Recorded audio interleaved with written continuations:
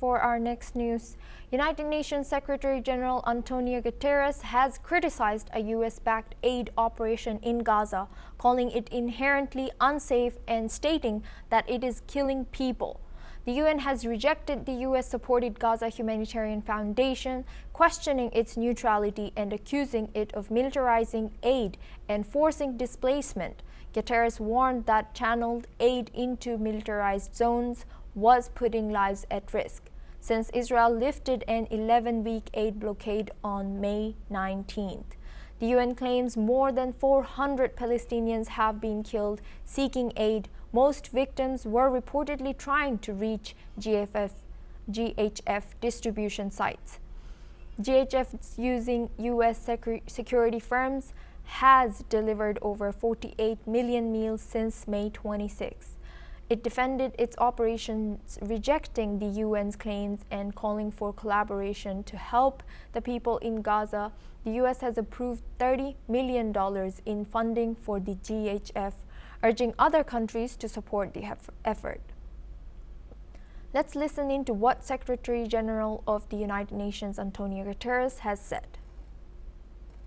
Families have been displaced again and again, and are now confined to less than 1/5 of Gaza's land. And even these shrinking spaces are under threat. Bombs are falling on tents, on families, on those with nowhere left to run.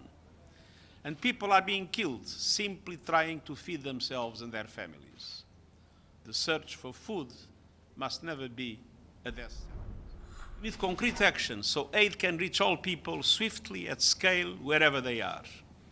Any operation that channels desperate civilians into militarized zones is inherently unsafe. It's killing people. It's time for an immediate ceasefire in Gaza, the immediate and unconditional release of all hostages, and full, safe and sustained humanitarian access.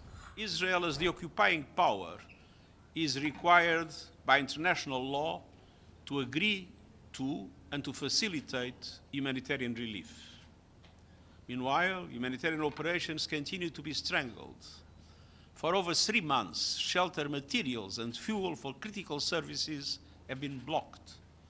Doctors are forced to choose who gets the last vial of medicine or the last ventilator.